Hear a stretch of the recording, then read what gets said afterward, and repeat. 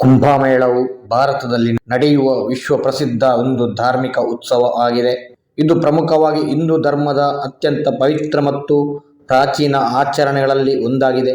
ಕುಂಭಮೇಳವು ಎಂಬುದು ಕುಂಭ ಅಂದರೆ ಕಲಶ ಮತ್ತು ಮೇಳ ಅಂದರೆ ಸಮಾಗಮ ಎಂಬ ಎರಡು ಸಂಸ್ಕೃತ ಪದಗಳಿಂದ ರೂಪಿತವಾಗಿದೆ.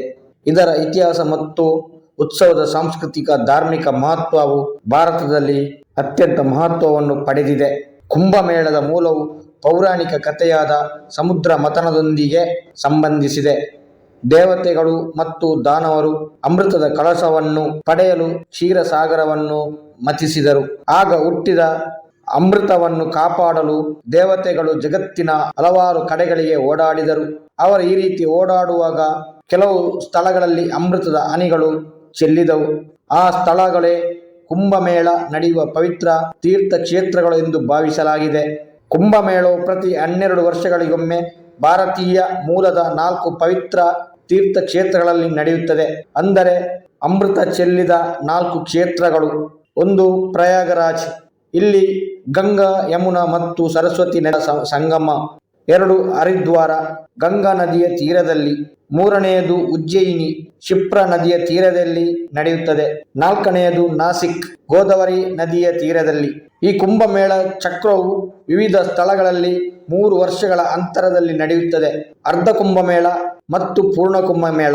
ಅರ್ಧ ಕುಂಭಮೇಳವು 6 ವರ್ಷಗಳಿಗೊಮ್ಮೆ ನಡೆದರೆ ಪೂರ್ಣ ಕುಂಭಮೇಳವು 12 ವರ್ಷಗಳಿಗೊಮ್ಮೆ ನಡೆಯುತ್ತದೆ. ಕುಂಭಮೇಳದ ಇತಿಹಾಸವು ಈ ರೀತಿಯಾಗಿದೆ. ಕುಂಭಮೇಳದ ಉತ್ಸಾಹದ ಉಲ್ಲೇಖವು ಪ್ರಾಚೀನ ಗ್ರಂಥಗಳಲ್ಲಿ ವಾಲ್ಮೀಕಿ ರಾಮಾಯಣ, ಮಹಾಭಾರತ ಮತ್ತು ಪುರಾಣಗಳಲ್ಲಿ ದೊರೆಯುತ್ತದೆ.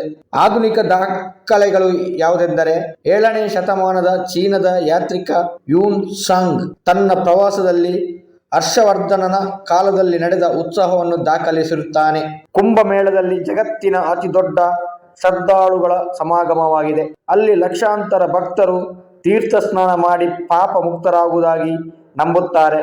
ಕುಂಭಮೇಳದಲ್ಲಿ ವಿವಿಧ ಸನ್ಯಾಸಿ ಸಂಪ್ರದಾಯಗಳ ಅಂದರೆ ಅಖಾಡಗಳು ಭಾಗವಹಿಸುತ್ತಾರೆ. ಇದು ಕುಂಭಮೇಳದ ವಿಶೇಷ ಆಕರ್ಷಣೆಯಾಗಿರುತ್ತದೆ. ಕುಂಭಮೇಳದಲ್ಲಿ ಹಿಂದೂ ಧರ್ಮದ ಸಾಂಸ್ಕೃತಿಕ ಪ್ರತೀಕಗಳಾದ ಯಜ್ಞ, ಪ್ರವಚನ, ನೃತ್ಯ, ಸಂಗೀತ ಮತ್ತು ಭಕ್ತಿಗೀತೆ ಕಾರ್ಯಕ್ರಮಗಳು ನಿರಂತರವಾಗಿ ನಡೆಯುತ್ತಾ ಇರುತ್ತವೆ. ಈಗ ಪ್ರಯಾಗ್ರಾಜಲ್ಲಿ ನಡೆಯುತ್ತಿರುವುದು 144 ವರ್ಷಗಳಿಗೊಮ್ಮೆ ನಡೆಯುತ್ತಿರುವ ಮಹಾ ಕುಂಭಮೇಳವಾಗಿದೆ. 12 ಪೂರ್ಣ ಕುಂಭಮೇಳಗಳು ನಡೆದ ನಂತರ ನಡೆಯುವುದೇ ಮಹಾಕುಂಭಮೇಳ. ಇದು 144 ವರ್ಷಗಳಿಗೊಮ್ಮೆ ಮಾತ್ರ ನಡೆಯುವಂಥದ್ದು. ಇದು ಪ್ರಯಾಗ್ರಾಜ್ 3 ನದಿಗಳ ಸಂಗಮ ತೀರದಲ್ಲಿ ನಡೆಯುತ್ತದೆ. 2013ರಲ್ಲಿ ಪ್ರಯಾಗ್ರಾಜದಲ್ಲಿ ನಡೆದ ಕುಂಭಮೇಳದಲ್ಲಿ 10 ಕೋಟಿ ಮಂದಿ ಭಾಗವಹಿಸಿದ್ದು ಇದು ಮಾನವ ಇತಿಹಾಸದಲ್ಲಿ ಅತ್ಯಂತ ದೊಡ್ಡ ಸಮಾಗಮವೆಂದು ಪರಿಗಣಿಸಲಾಗಿದೆ. ಯುನೆಸ್ಕೋ ಸಂಸ್ಥೆಯು 2017ರಲ್ಲಿ ಕುಂಭಮೇಳವನ್ನು ಅಮೂಲಾಗ್ರ ಸಾಂಸ್ಕೃತಿಕ ಪರಂಪರೆಯ ಪಟ್ಟಿಗೆ ಸೇರಿಸಿದೆ. ಕುಂಭಮೇಳವನ್ನು ಆಚರಿಸುವ ಪ್ರಮುಖ ಉದ್ದೇಶಗಳು: ಆಧ್ಯಾತ್ಮಿಕ ಶುದ್ಧತೆ.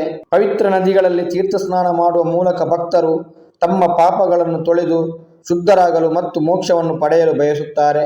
ಭಕ್ತಾದಿಗಳು ದೇಶದ ವಿವಿಧ ಭಾಗಗಳಿಂದ ಆಗಮಿಸಿ ದೇವಾದಿ ದೇವತೆಗಳ ದರ್ಶನ, ಪೂಜೆ ವಿಧಿವಿಧಾನಗಳಲ್ಲಿ ಪಾಲ್ಗೊಳ್ಳುತ್ತಾರೆ. ನಾಗಸಾಧುಗಳು ಮತ್ತು ಇತರ ಅಖಾಡಗಳ ಸಂತರು ತಮ್ಮ ಆಧ್ಯಾತ್ಮಿಕ ಚಿಂತನೆಗಳನ್ನು ಹಂಚಿಕೊಳ್ಳುತ್ತಾರೆ. ಧರ್ಮ ಮತ್ತು ಸಾಂಸ್ಕೃತಿಕ ಪರಂಪರೆಯನ್ನು ಉಳಿಸಿ ಬೆಳೆಸಲು ಸಹಕರಿಸುತ್ತಾರೆ. ಕುಂಭಮೇಳ ನಡೆಯುವ ಉತ್ಸವವು ಧಾರ್ಮಿಕ ಶಿಕ್ಷಣ, ಪ್ರವಚನಗಳು ಮತ್ತು ತತ್ವಶಾಸ್ತ್ರಗಳ ಪ್ರಚಾರಕ್ಕೆ ವೇದಿಕೆಯನ್ನು ಒದಗಿಸುತ್ತದೆ. ಕುಂಭಮೇಳದ ಆಚರಣಾ ವಿಧಿವಿಧಾನಗಳು ತುಂಬಾ ರೋಚಕವಾಗಿದೆ. ಕುಂಭಮೇಳದ ಪ್ರಮುಖ ಆಕರ್ಷಣೆ ಶಾಹಿ ಸ್ನಾನ ಅಥವಾ ಮಹಾಸ್ನಾನ. ತೀರ್ಥಕ್ಷೇತ್ರದ ನದಿ ಅಂದರೆ ಗಂಗಾ, ಯಮುನಾ, ಸರಸ್ವತಿ, ಕ್ಷಿಪ್ರಾ ಅಥವಾ ಗೋದಾವರಿಯಲ್ಲಿ ನಿಗದಿತ ದಿನಗಳಲ್ಲಿ ಸ್ನಾನ ಮಾಡುತ್ತಾರೆ. ಕುಂಭಮೇಳದ ಸಮಯದಲ್ಲಿ ಮಾಡಿದ ಸ್ನಾನವು ಪಾಪ ಮುಕ್ತಿಯನ್ನು ನೀಡುತ್ತದೆ ಹಾಗೂ ಧಾರ್ಮಿಕ ಶುದ್ಧೀಕರಣ ಸಾಧ್ಯವಾಗುತ್ತದೆ ಎಂಬ ನಂಬಿಕೆ ಇದೆ. ಕುಂಭಮೇಳದ ಪ್ರಮುಖ ಆಕರ್ಷಣೆಗಳು ಅಘೋರಿಗಳು ಮತ್ತು ನಾಗ ಸಾಧುಗಳು. ಇವರು ಹಿಂದೂ ಧಾರ್ಮಿಕ ಸಂಪ್ರದಾಯಗಳ ವಿಭಿನ್ನ ಪ್ರಕಾರಗಳನ್ನು ಪ್ರತಿನಿಧಿಸುತ್ತಾರೆ. ಇವರಲ್ಲಿ ತತ್ವ, ಜೀವನ ಶೈಲಿ, ಆಚರಣೆಗಳು ಮತ್ತು ಉದ್ದೇಶಗಳು ವಿಶಿಷ್ಟವಾಗಿವೆ. ಅಘೋರಿಗಳು ಶಿವನ ಭಕ್ತರಾಗಿದ್ದು ಶಿವನ ತತ್ವವನ್ನು ಅತ್ಯಂತ ವಿಭಿನ್ನ ರೀತಿಯಲ್ಲಿ ಅನುಸರಿಸುತ್ತಾರೆ. ಅಘೋರಿ ಪಂಥವು ಪ್ರಾಯಶಃ 14ನೇ ಶತಮಾನದಲ್ಲಿ ಪ್ರಾರಂಭವಾಯಿತು. ಈ ಪರಂಪರೆಯ ಸಂಸ್ಥಾಪಕ ಕಿನಾರಾಮ್ ಎಂದು ಕರೆಯಲ್ಪಡುತ್ತಾರೆ. ಅವರು ಲಘುಶಿವನ ಅವತಾರ ಎಂದು ಭಕ್ತರು ನಂಬುತ್ತಾರೆ. ಸಂಪೂರ್ಣ ಮುಕ್ತಿ ಅಂದರೆ ಮೋಕ್ಷವನ್ನು ಹೊಂದುವುದು ಅಘೋರಿಗಳ ಪ್ರಮುಖ ಉದ್ದೇಶವಾಗಿರುತ್ತದೆ. ಇವರು ಉನ್ನತ ಮಟ್ಟದ ಆಧ್ಯಾತ್ಮಿಕತೆಯನ್ನು ಸಾಧಿಸಲು ಅವರು ಸಾಮಾನ್ಯ ಧಾರ್ಮಿಕ ಆಚಾರಗಳನ್ನು ತ್ಯಜಿಸುತ್ತಾರೆ, ಅವರದೇ ಆದ ಕಠಿಣ ತತ್ವಗಳನ್ನು ಅನುಸರಿಸುತ್ತಾರೆ. ಅಘೋರಿಗಳು ಪ್ರಮುಖವಾಗಿ ಸ್ಮಶಾನದಲ್ಲಿ ವಾಸ ಮಾಡುತ್ತಾರೆ. ಶವ ಪೂಜೆಯನ್ನು ಮಾಡುವುದು ಅವರು ಸಾಮಾನ್ಯ. ತಾಂತ್ರಿಕ ಉಪಾಸನೆ ಮತ್ತು ತಾಂತ್ರಿಕ ಪಥಗಳಲ್ಲಿ ಹೆಚ್ಚು ಪರಿಣಿತಿಯನ್ನು ಹೊಂದಿರುತ್ತಾರೆ. ಇವರು ಶವಗಳನ್ನು ಪೂಜಿಸುತ್ತಾರೆ, ಮರಣ ಮತ್ತು ಜೀವನದ ನಡುವಿನ ಬಾಂಧವ್ಯವನ್ನು ಬೋಧಿಸುತ್ತಾರೆ. ಮಾಂಸಾಹಾರ ಸೇವಿಸುವುದು ಮತ್ತು ಕೆಲವು ಸಂದರ್ಭಗಳಲ್ಲಿ ಮನುಷ್ಯ ದೇಹದ ಭಾಗಗಳನ್ನು ಧಾರ್ಮಿಕ ಆಚರಣೆಯ ಭಾಗವಾಗಿ ಬಳಸುತ್ತಾರೆ. ಅಘೋರಿಗಳು ಹೆಚ್ಚಾಗಿ ಕಪ್ಪು ಬಟ್ಟೆ ಅಥವಾ ಶವದ ಭಸ್ಮವನ್ನು ದೇಹಕ್ಕೆ ಲೇಪಿಸಿಕೊಂಡು ತಾವು ಶಿವನ ತತ್ವವನ್ನು ಪ್ರತಿನಿಧಿಸುತ್ತೇವೆ ಎಂದು ತೋರಿಸುತ್ತಾರೆ. ಅಘೋರಿಗಳು ಸಾಮಾನ್ಯ ಪ್ರಜೆಗಳಿಂದ ತುಂಬಾ ದೂರದಲ್ಲಿರುತ್ತಾರೆ. ಅವರು ಕುಂಭಮೇಳದ ಹೊರ ಸಾಮಾನ್ಯ ಜನರಿಗೆ ಕಾಣಸಿಗುವುದಿಲ್ಲ. ಅದೇ ರೀತಿ ನಾಗಸಾಧುಗಳು ಹಿಂದೂ ಧರ್ಮದ ತಪಸ್ವಿ ಸಮುದಾಯದ ಪ್ರಮುಖ ಪಂಥದವರಾಗಿದ್ದಾರೆ. ನಾಗಸಾಧು ಸಂಪ್ರದಾಯವು ಆದಿಶಂಕರಾಚಾರ್ಯರು ಇವರು 8ನೇ ಶತಮಾನದಲ್ಲಿ ಪ್ರಾರಂಭಿಸಿದರು. ಹಿಂದೂ ಧರ್ಮವನ್ನು ರಕ್ಷಿಸಲು ಶಂಕರಾಚಾರ್ಯರು ನಾಗ ಸಾಧುಗಳೆಂಬ ಅಖಾಡಗಳನ್ನು ಪ್ರಾರಂಭಿಸಿದರು.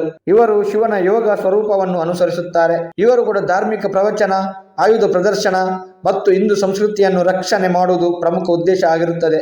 ನಾಗ ಸಾಧುಗಳು 13 ಅಖಾಡಗಳಲ್ಲಿ ವಾಸಿಸುತ್ತಾರೆ. ಇದು ಯುದ್ಧ, ತಪಸ್ಸು ಮತ್ತು ಧಾರ್ಮಿಕ ಸಾಧನೆಗೆ ಮೀಸಲಾಗಿರುವ ಪಂಥವಾಗಿದೆ.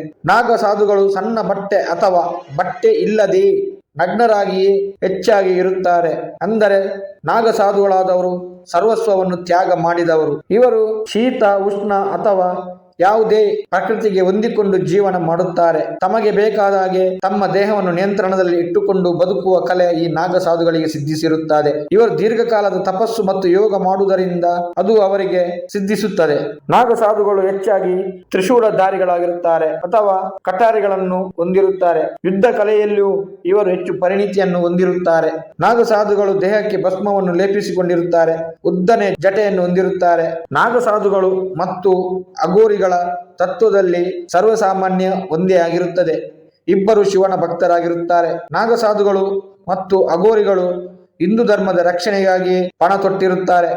ಇವರು ಹಿಂದೂ ಧರ್ಮದ ಆಧ್ಯಾತ್ಮಿಕ ದಿಕ್ಕಿನಲ್ಲಿಯೇ ತಮ್ಮ ಜೀವನವನ್ನು ಸಾಗಿಸುತ್ತಾ ಇರುತ್ತಾರೆ. ಕುಂಭಮೇಳ ನಡೆಯುವ ಸಂದರ್ಭದಲ್ಲಿ ನಾಗಸಾಧುಗಳು ಅಂದರೆ 13 ಅಖಾಡಗಳ ನಾಗಸಾಧುಗಳು ಕೂಡ ಮೆರವಣಿಗೆ ಮೂಲಕ ನದಿಯನ್ನು ಪ್ರವೇಶಿಸುತ್ತಾರೆ. ಆ ಮೂಲಕ ಅವರು ಸಾಯಿ ಸ್ನಾನವನ್ನು ಮಾಡುತ್ತಾರೆ. ಇವರು ಅಘೋರಿಗಳು ಮತ್ತು ನಾಗಸಾಧುಗಳು ಕುಂಭಮೇಳ ನಡೆಯುವ ಸಮಯದಲ್ಲಿ ಪವಿತ್ರ ಯಜ್ಞ ಮತ್ತು ಹೋಮಗಳನ್ನು ನಡೆಸುತ್ತಾರೆ. ಭಕ್ತರಿಗೆ ವೈದಿಕ ಪಾಠಗಳನ್ನು ಮಾಡುತ್ತಾರೆ. ಕುಂಭಮೇಳದ ಸಮಯದಲ್ಲಿ ಮಾತ್ರ ಕಾಣಿಸಿಕೊಳ್ಳುವ ಈ ನಾಗಸಾಧುಗಳು ಮತ್ತು ಅಘೋರಿಗಳು ನಂತರ ಜನಸಾಮಾನ್ಯರ ನಡುವಿನಿಂದ ಕಣ್ಮರೆಯಾಗುತ್ತಾರೆ. ಕುಂಭಮೇಳ ನಡೆಯುವ ಸಮಯದಲ್ಲಿ ಬಡವರಿಗೆ ಅನ್ನದಾನ ನಡೆಯುತ್ತದೆ. ಕುಂಭಮೇಳ ಸಮಯದಲ್ಲಿ ವಿವಿಧ ರೀತಿಯ ಧಾರ್ಮಿಕ ಪ್ರವಚನಗಳು, ಸಂಗೀತ, ನೃತ್ಯ, ಕಾವ್ಯ ಪಠಣಗಳು ನಿರಂತರವಾಗಿ ನಡೆಯುತ್ತಾ ಇರುತ್ತದೆ. ಒಟ್ಟಾರೆಯಾಗಿ ಕುಂಭಮೇಳವು ಹಿಂದೂ ಧರ್ಮದ ಒಂದು ಪವಿತ್ರ ಮೇಳವಾಗಿದೆ. ಈ ಮೇಳದಲ್ಲಿ ಕೋಟ್ಯಾಂತರ ಹಿಂದೂಗಳು ಭಾಗವಹಿಸುತ್ತಾರೆ. ಈ ಬಾರಿಯೂ ನಡೆಯುವ ಮಹಾಕುಂಭ ಮೇಳದಲ್ಲಿ ಸುಮಾರು 40 ಕೋಟಿ ಜನರು ಪಾಲ್ಗೊಳ್ಳುವ ನಿರೀಕ್ಷೆ ಇದೆ. ಈ ಕುಂಭಮೇಳವು ಯಶಸ್ವಿಯಾಗಿ ನೆರವೇರಲಿ ಎಂದು ಹೇಳುತ್ತಾ ಜೈ ಹಿಂದ್.